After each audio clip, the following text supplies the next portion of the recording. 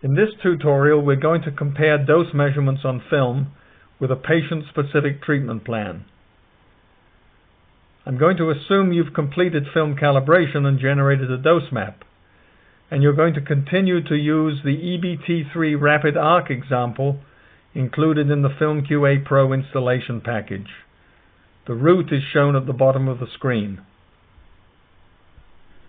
The next step is to highlight the fiducial marks, delineating the axes of the treatment system and isocenter.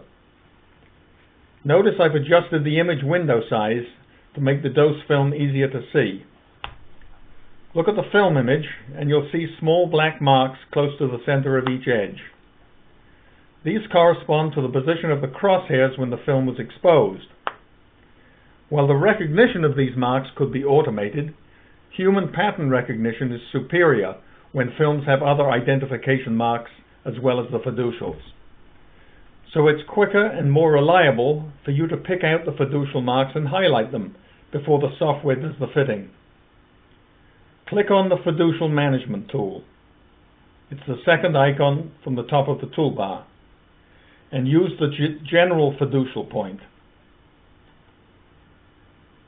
Since the fiducial marks are near the centers of the sides of the films, the software senses whether a particular point is to be fitted in a vertical or horizontal direction, but you could force a specific selection if needed.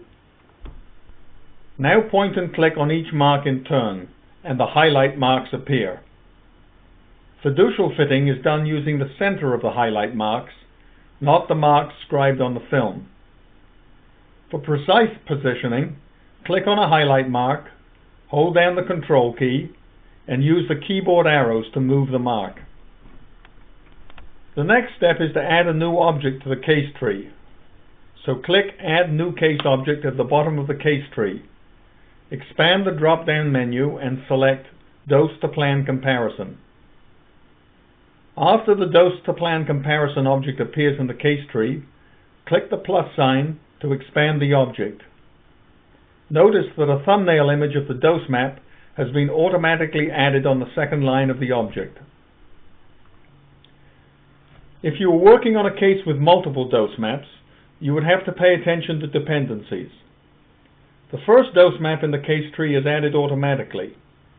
So if you want to work with a different dose map, you need to click on the second line from the bottom, Dependents Dose Map Single Scan, and select the correct dose map from the pull-out list. Click the thumbnail to show the dose map in the image window, and then point and click the top line in the case object. Since this plan exists as a TIFF image, select Open Image Treatment Plan from File, and navigate to the example EBT3 Rapid Arc folder to open the file ccw_cw_plan.tiff. In other cases, you can open a file with a format specific to one of several treatment planning systems by selecting Open Treatment Plan. Or you could choose to open a treatment plan from a DICOM file. A thumbnail of the plan appears on the first line of the Dose to Plan Comparison object. Toggle between the plan image and the dose map image. You'll see they have similar orientations, so you won't need to flip or rotate one relative to the other.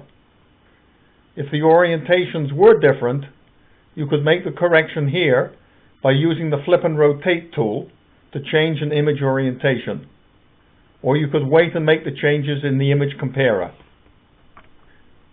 Now click on Tool Image Comparer to activate the Comparer tool.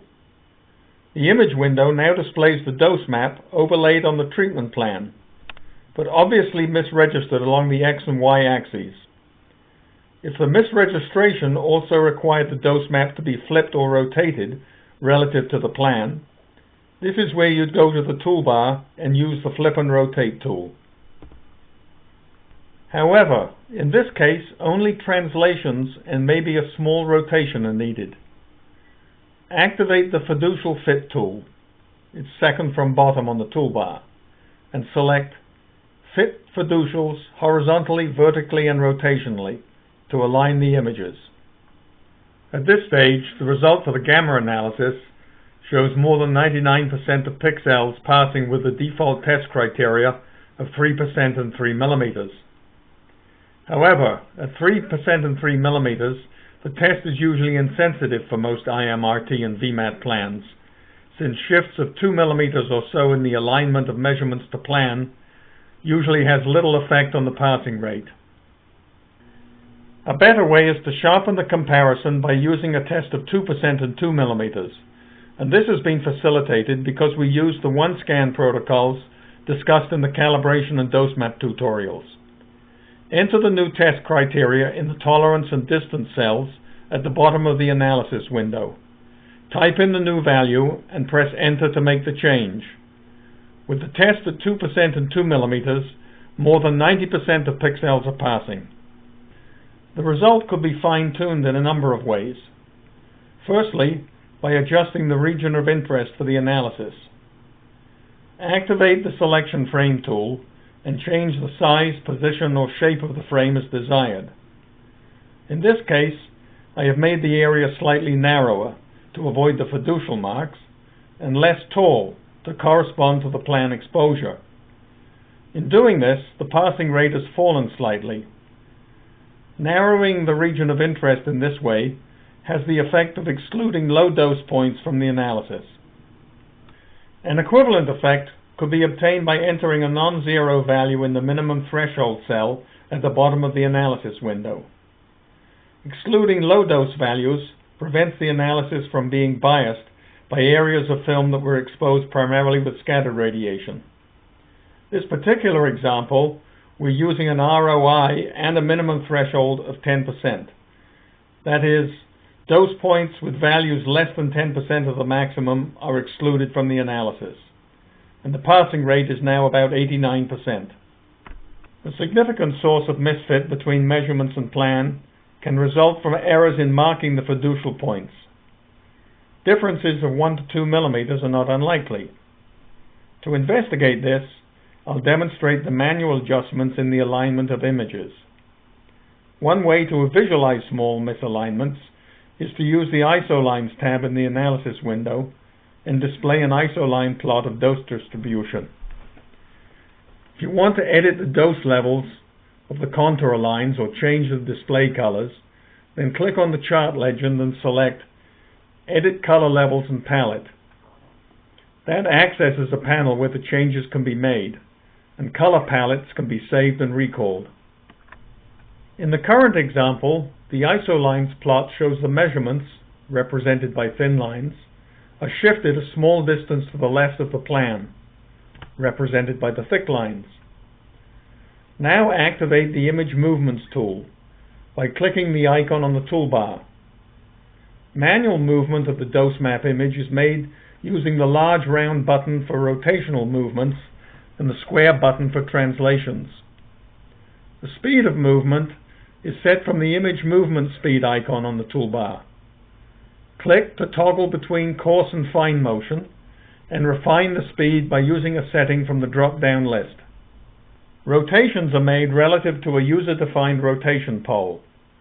Right-click the image movement icon and select Show Rotation Pole, and then Move Pole to Center Cross.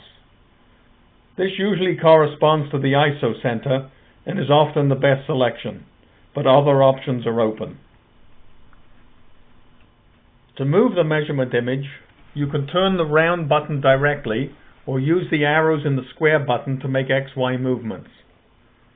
Alternatively, click a button and then use the mouse wheel or keyboard arrows to make changes.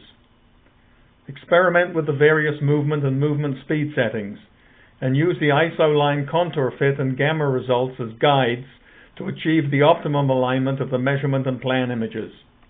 With gamma test criteria of 2% and 2 millimeters, the analysis is very sensitive to small changes in position and rotation, and with a few clicks of the alignment buttons, you'll get the passing rate up to 96%. Notice that the translational and rotational shifts are recorded in the cells alongside the movement buttons. The default unit for translational motion is in pixels, but this can be changed to length in millimeters. Just point at a value, right-click and select. In the demonstration example, a rotation of about half a degree and a translation of 0.9 millimeters in X and 0.2 millimeters in Y has changed the passing rate by about 7%.